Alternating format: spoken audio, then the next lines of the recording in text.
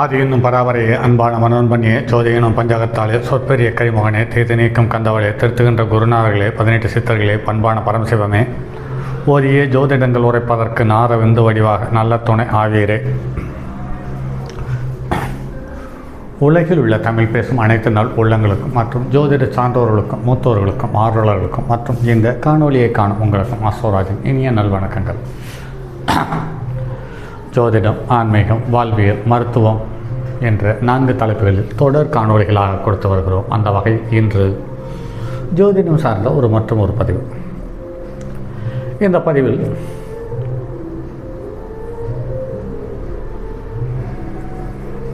ஜீவனம் புருஷ லட்சணம் என்று ஆண்கள் என்றாலே அவருக்கு ஒரு தரமான பணி இருக்க வேண்டும். அதன் மூலமாக அவன் ஜீவனத்தை நடத்த வேண்டும். அந்த ஜீவனத்துக்கு அவனுக்கு வரும் வருமானம் போதுமானதாக இருக்க வேண்டும், அல்லது சற்று கூடுதலாக இருந்தால் வரும் காலப்போக்கில் எதிர்கொள்ளக்கூடிய பிரச்சனையை தன்னுடைய கட்டுப்பாட்டுக்குள் வைத்துக்கொண்டு வாழக்கூடிய தகுதி இருக்கும் என்ற ஒரு எதிர்பார்ப்போடு ஒவ்வொரு பெண் குழந்தை பெற்ற பெற்றோர்களும் மற்றும் இந்த சமுதாய கௌரவத்துக்காகவும் மரியாதைக்காகவும் பொருளாதார செல்வாக்கோடு வாழ வேண்டிய கட்டாய சூழ்நிலைக்கு மனிதன் தள்ளப்படுகிறான். அது ஒரு பக்கம் இயல்பான சமுதாய சூழ்நிலை அல்லது சமுதாய பொறுப்பு அல்லது சமுதாய கடமை அப்படி எடுத்துக்கொண்டோமானாலும் கூட ஒரு ஜோதிடம் அல்லது ஜாதகத்தை பார்த்து ஒரு மனிதனுடைய ஜீவனத்தை வரையறுக்க முடியுமா என்ற கேள்வி வரும் பொழுது அது வரையறுக்க முடியும் என்று சில 1000 ஆண்டுகளுக்கு முன்னால் இருந்தே நம் முன்னோர்கள் நமக்கு ஜோதிடம் என்ற ஒரு குறிப்பிட்ட கலையை கற்றுக் கொடுத்து அந்த கலையின் மூலம் மனிதனுடைய இயல்பு வாழ்க்கை எவ்வாறு ஆரம்பித்து எவ்வாறு முடிகிறது போன்ற எல்லா தகவல்களையும் நமக்காக சொல்லி வைத்து சென்றிருக்கிறார்கள். அந்த வகையில் இன்று நம் இந்தியாவில் இருக்கக்கூடிய மதிப்பும் மரியாதைக்கும் உரிய பணி என்று பார்க்கும் பொழுது மத்திய அரசினுடைய தலைமை பொறுப்பின் கீழ் இயங்கக்கூடிய இராணுவத்துறை என்பது மிகச்சிறந்த மதிப்பும் மரியாதைக்கும் கௌரவத்துக்கும் உரியதாக நடைமுறையில் பார்க்க முடிகிறது. அப்படிப்பட்ட இராணுவத்துறையில் பணிபுரிய அல்லது பணிபுரிந்த மக்கள் அல்லது நண்பர்களினுடைய ஜாதகம் எவ்வாறு இருக்கிறது என்பது சார்ந்த தகவலை தேடிய பொழுது நாம் கடந்த 25 ஆண்டுகளில் நம்மிடம் வந்த இராணுவத்துறையில் பணியாற்றிய அதிகாரிகள் மற்றும் சிப்பாய்களாக இருந்தவர்களும் அவர்களுடைய ஜாதகத்தை நம்மிடம் பார்க்கும் பொழுது நாம் ஒரு சில விஷயங்களை தெளிவாக அவர்களுக்கு அறிவுறுத்தியிருந்தோம். அந்த வகையில் கிட்டத்தட்ட இந்த ஜாதகம் இவர் பணிகள் சேர்ந்து 18 ஆண்டுகள் ஆகிறது. அதற்கு முன் கிட்டத்தட்ட 2 வருடங்களுக்கு முன், அதாவது 2015 வாக்கில் இந்த ஜாதகம் 2010 வாக்கில் இந்த ஜாதகம் நம்மிடம் வந்தது. அன்று கௌரவம், மரியாதை, செல்வாக்கு இந்த 3 தகுதியோடு கூடிய ஒரு பணி இவருக்கு அமையும் என்று சொல்லியிருந்தோம் அன்று. ஆனால் சமீபத்தில் கடந்த 2-3 வருடங்களாக வரும் ஜாதகங்கள் உங்களுக்கு இராணுவத்துறை அல்லது காவல்துறை என்று அறுதிட்டு பேசும் அளவுக்கு அனுபவம் வந்துவிட்டது. ஸோ ஒரு 18 வருடத்துக்கு 20 வருடத்துக்கு முன்னால் வந்தது எல்லாமே கௌரவம், மரியாதை இதை மட்டும் தான் வரையறுத்து பேசினேன் ஒழிய இப்படித்தான் சொன்னோம் என்று சொல்லி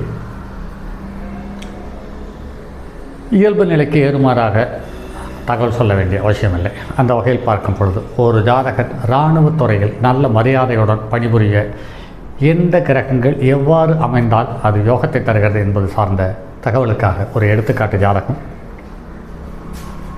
இந்த ஜாதகம் 14/5/1984 ஆண்டு அதிகாலை 4:20 பிறந்தது. மேச லக்கணத்தில் பிறந்திருக்கிறார். சூரியன், புதன், சுக்கிரன் லக்கணத்திலேயே. லக்கணத்துக்கு 2வது இடத்தில் ராகு, 7வது இடத்தில் செவ்வாய், சனி, சந்திரன், 8வது இடத்தில் கேது, 9வது இடத்தில் குரு வக்ரம். இந்த ஜாதகத்தில் பாருங்கள் நண்பர்களே, குருவும் வக்ரம் பெற்றிருக்கிறது, சனியும் வக்ரம் பெற்றிருக்கிறது. இந்த ஜாதகத்தில் மேலும் ஒரு தகவல், சூரியனும் சனியும் ஒருவருக்கொருவர் உச்சம் பெற்ற ஒருவருக்கொருவர் தன்னுடைய பார்வையை பரிமாறிக்கொள்கிறார்கள். அதே சமயத்தில் சுக்கிரனும் செவ்வாயும் ஒருவருக்கொருவர் பரிவர்த்தனை பெற்றும் இருக்கிறார்கள். ஆக சூரியன், சனி நல்ல நிலையில் வலுவான நிலையில் இருக்கிறது. செவ்வாயும் சுக்கிரனும் பரிவர்த்தனை பெற்றிருக்கிறது. அதே சமயத்தில் இந்த ஜாதகத்தில் ராகு கேதுவை தவிர மீதி எல்லா கிரகங்களுக்குமே குருவனுடைய நேரடி தொடர்பு இருக்கிறது என்பது விசேஷமான தகவலாக அறியப்படுகிறது. லக்கணத்தில் சூரியன் உச்சம், லக்கணத்துக்கு லக்கணத்தில் சூரியன் உச்சம் புதன் சுக்கிரன், 2வது இடத்தில் ராகு நீச்சம், 7வது இடத்தில் செவ்வாய், சனி உச்சம் சந்திரன், 8வது இடத்தில் கேது, 9ஆம் இடத்தில் குரு வக்ரம். இந்த ஜாதகத்தில் பாருங்கள் நண்பர்களே, காலபுருஷனுக்கு முதல் லக்கணம் என்று சொல்லக்கூடிய மேச லக்கணம் செவ்வாய் தன்னுடைய சொந்த வீட்டை பார்த்து மிகவும் வலுவான சூழ்நிலையை தந்திருக்கிறது. அதே சமயத்தில் லக்கணத்துக்கு 5-10க்குரியவர்கள் சூரியனும் சனியும் அவர் ஒருவருக்கொருவர் நேருக்கு நேராக தொடர்பு பெற்று இருவரும் உச்சம் பெற்று ஒருவருக்கொருவர் பார்த்து கொண்டனர் என்பது மேலும் சிறப்பான ஒரு தகவல். அதே சமயத்தில் இந்த ஜாதகத்தில் மேலும் ஒரு தகவல் என்னவென்றால், குரு உச்சம் பெற்ற சூரியனையும் புதனையும் சுக்கிரனையும் பார்க்கிறது. ஆனாலும்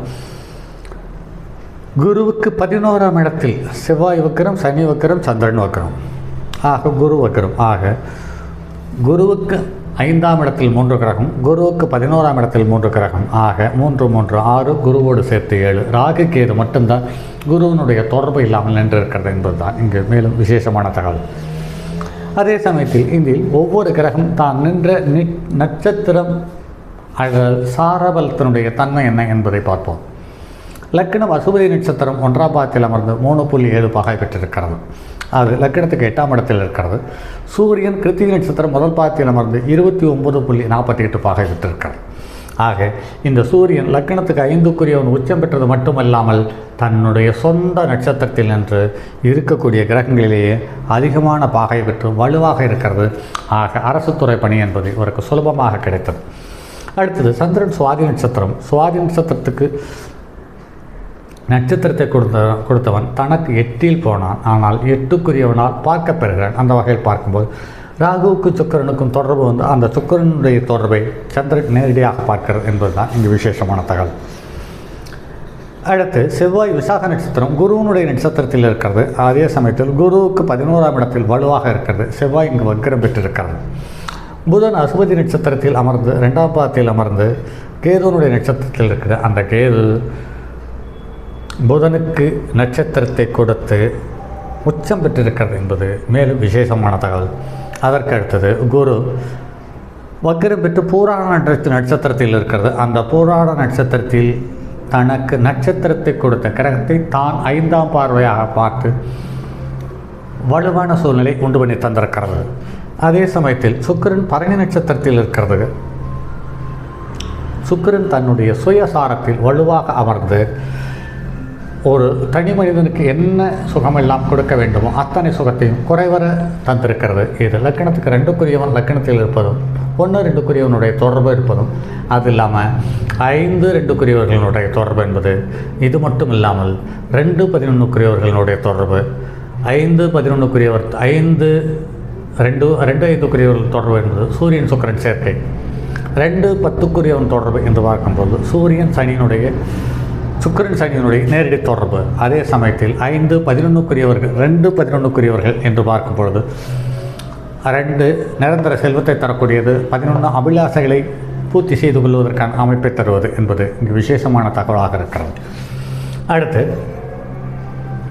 சனி சுவாதி நட்சத்திரத்தில் அமர்ந்திருக்கிறது. சனி சுவாதி நட்சத்திரத்தில் அமர்வது என்பது தீய கிரகத்தினுடைய நட்சத்திரத்தில் அமர்ந்து சுபக்கிரகத்தினுடைய வீட்டில் அமர்ந்து சுபக்கிரகத்தால் பார்க்கப்பெறுவது என்பது இவர்கள் இரகசியமான நடவடிக்கைகளுக்கு மிக உகந்தவர்களாக கருதப்பட்டிருக்கிறார்கள். அடுத்து ராகு சுவாதி நட்சத்திரத்தில் சனி சுவாதி நட்சத்திரத்தில் இருப்பது சிறப்பு. ராகு ரோகிணி நட்சத்திரத்தில் இருக்கிறது என்பது சற்று பலகீனமான ஒரு தகவல். அப்படி இருந்தாலும் கூட இவர் பணம், கௌரவம், மரியாதை, செல்வாக்கு என்ற ஈடுபாட்டோடு செயல்பட்டு கொண்டிருக்கிறார் என்பதையும் நடைமுறையில் பார்க்க முடிகிறது. அதுக்கடுத்தது ராகு ரோகிணி நட்சத்திரத்தில் அமர்ந்திருக்கிறது. கேது அனுச நட்சத்திரத்தில் அமர்ந்திருக்கிறது. அனுச நட்சத்திரத்தில் கேது அமர்ந்து அனுசத்துக்கு நட்சத்திரத்தை கொடுத்த கிரகம் சனி உச்சம் பெற்று வலுவாக இருக்கிறது. ஒரு ஜாதகத்தில் ஒரு கிரகமோ அல்லது ஒரு உறவோ அல்லது ஒரு செயலோ அல்லது ஒரு காரகத்துவமோ வலுப்பெற வேண்டும் என்றால் அந்த கிரகத்துக்கு மற்றும் ஒரு ஸ்தானத்துக்குரிய கிரகத்தினுடைய தொடர்பு இருந்தால் மட்டுமே வலுப்பெற முடியும். இல்லை என்றால் வலுப்பெறுவதற்கான வாய்ப்பில்லை. தனியாக ஒரு மனிதன் எவ்வளவு பலமானவனாக நின்றிருந்தாலும் அவனுக்கு துணைக்கோ அல்லதுக்கு அவனுக்கு அருகிலோ அல்லது அவனோடு கூடிய உறவுகளோ எதுவும் இல்லாத பட்சத்தில் அந்த மனிதனுக்கு சமுதாயத்தில் வேல்யூ இல்லை என்பது நடைமுறை அனுபவம். அதே போல் ஒரு கிரகம் உச்சம் பெற்றிருக்கும் பட்சத்தில் அந்த கிரகத்துக்கு 3, 7, 11 கிரகம் இருக்கும் பொழுது அந்த கிரகம் தன்னுடைய இயல்பு சூழ்நிலையில் இருக்கக்கூடிய சக்தியை முழுமையாக வெளிப்படுத்தக்கூடிய தன்மை பெறுகிறது. ஆக காலபுருஷனுக்கு முதலிடமும் 7வது இடமும் அமர்ந்தது ஒரு சாலச்சிறந்த அமைப்பு.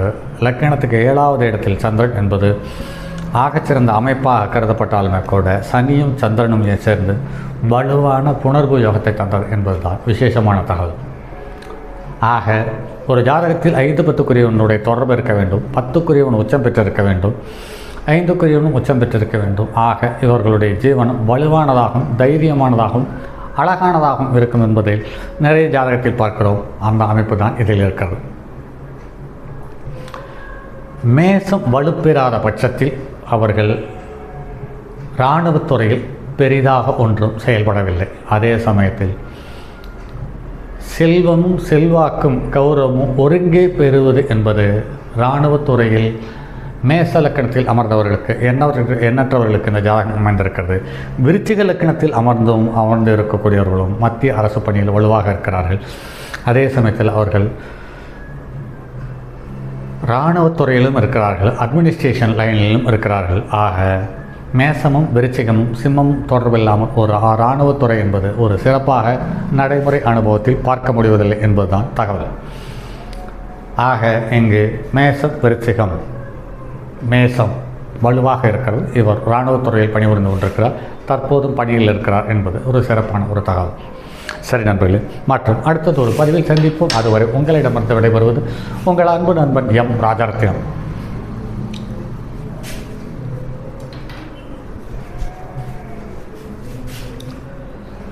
தங்கமான் மழுவோடேந்தி தன்மதி தொலைவில் கொண்டோர் மங்கையர் பதிக்கச் சொன்ன மாமூலி ஜோதிடத்தை இங்கு யாம் உரைப்பதற்கோர் ஏமை என்னும் பிழை வராமல் காக்க செங்கன் மால் மருகன் யானைச்சிறன் பதம் காப்பதாமே.